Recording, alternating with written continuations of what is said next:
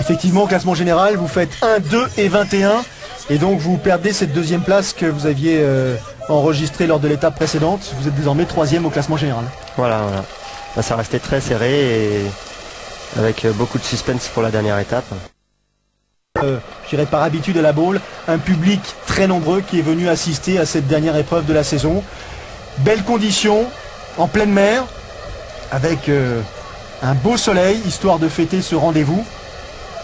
Et la différence de parcours entre la Baule et les autres épreuves, c'est qu'il s'agit là en l'occurrence d'une distance olympique. Voilà, excepté pour les filles. Exactement, qui elles disputent la course sur un format sprint. Voilà. Allez Anaïs!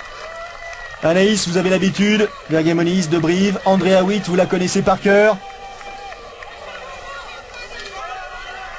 Jessica Harrison. Attention, de respecter les règles, ne pas enfourcher son vélo trop tôt. Nikki Samuels, la néo-zélandaise. Elle est très très forte, Andrea Witt. Elle fait partie du top 10 au classement général de la Coupe du Monde. Ce sont des athlètes qui sont maintenant régulièrement présentes sur le Grand Prix. Il faut dire que c'est devenu vraiment un rendez-vous indispensable pour vérifier ses capacités au plus haut niveau. Ça fait des très belles courses d'entraînement et de préparation pour ces athlètes.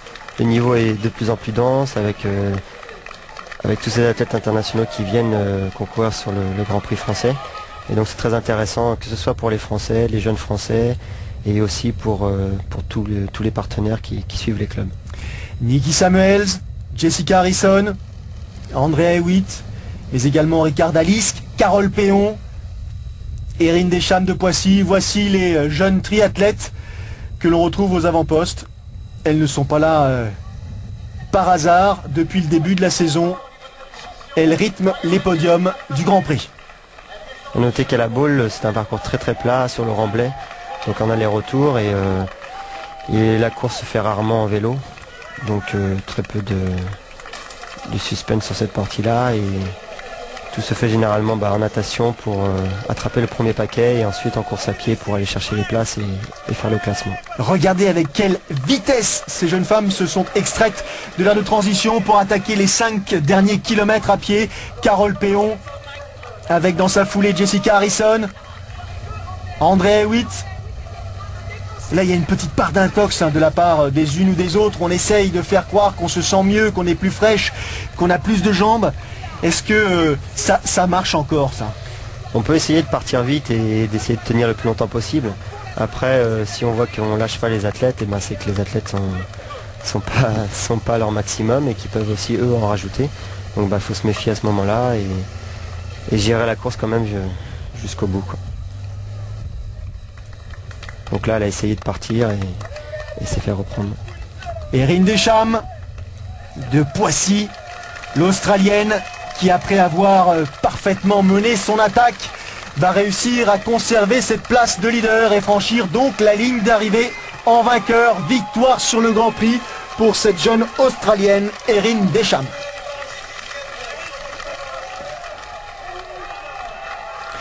Deuxième place qui se joue au sprint entre Carole Péon, Andrea et Witt. Elle a mis un point d'honneur. Carole a terminé devant Andrea. Quatrième place pour Jessica Harrison.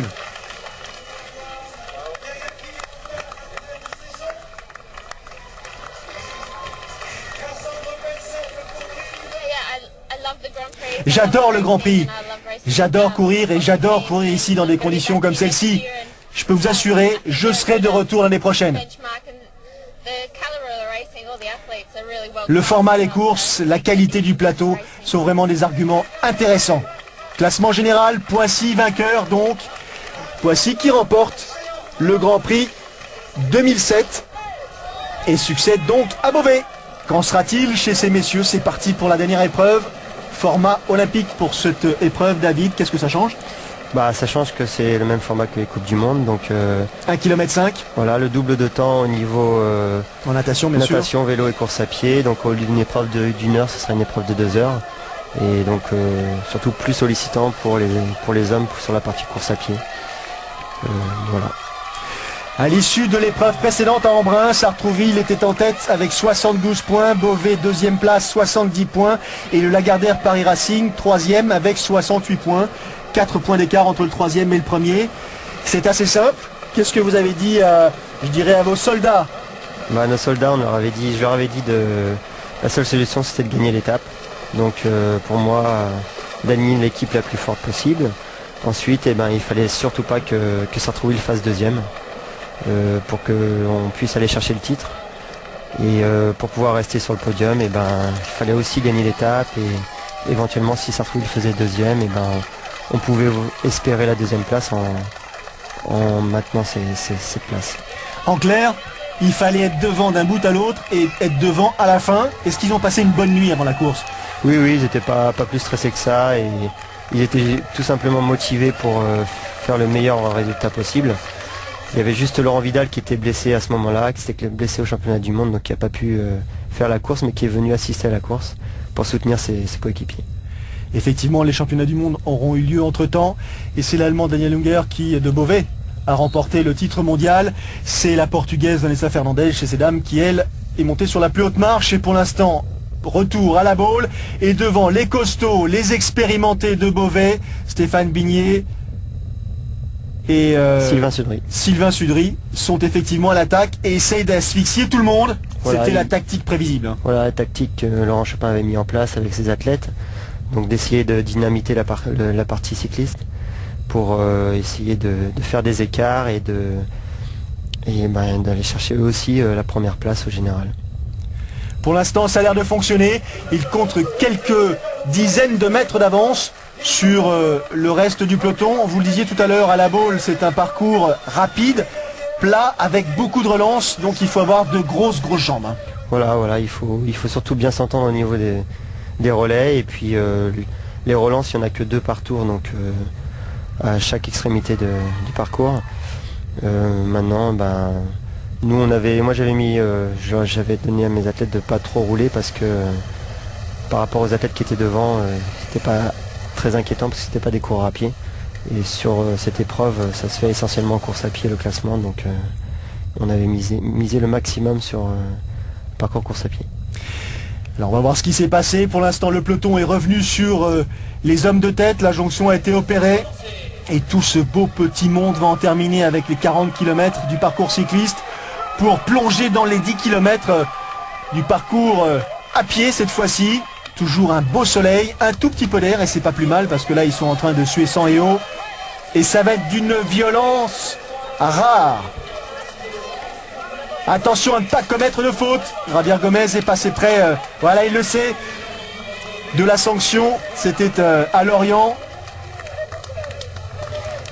Et là le point positif pour la Lagardère Paris Racing, c'est que Sartrouville n'avait que 2 représentants dans le premier groupe. Et donc que ce soit nous ou Beauvais, ou même Poissy je pense, on avait chacun 3 athlètes. Donc là la course se faisait entre nous et Beauvais.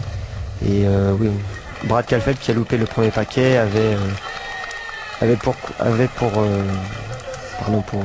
consigne. Voilà, pour consigne de contrer le retour de Cédric Furton qui était dans le deuxième paquet. Pas de surprise pour ce qui concerne Javier Gomez. Il tente le tout pour le tout, toujours à l'occasion des derniers kilomètres. Et pour l'instant, il réussit plutôt bien, même s'il y a un contre derrière. Effectivement. Alistair Brownlee, voilà, le vice-champion du monde junior. Un jeune Messin, effectivement, qui là a dit stop, hein, c'est pas la peine, je suis en train d'exploser en vol. Autant laisser Gomez franchir les lignes en tête. Et là, vous avez eu un petit peu d'inquiétude ou pas? Non, parce que on gérait bien la course, les athlètes étaient très bien placés au niveau des trois premiers, donc on savait que la course était pratiquement gagnée. Et on avait vu aussi par rapport à Sartrouville que c'était fait, donc pour nous la course était gagnée et aussi surtout le championnat. Félicitations pour les athlètes du Paris Racing. On avait Marc Fortier-Beaulieu à l'image, le président du club, et Laurent Vidal, et moi-même qui étais à côté. Pas mal hein, comme situation, premier. Ouais, pas mal, donc il n'y a plus qu'à. Il n'y a plus qu'à maintenant conserver le titre pour la saison 2008.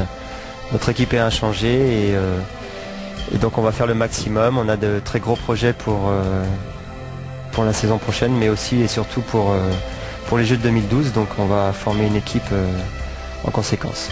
Bravo David Bardi, bravo Lagardère Paris Racing. On vivra bien sûr l'an prochain en votre compagnie. Salut à tous.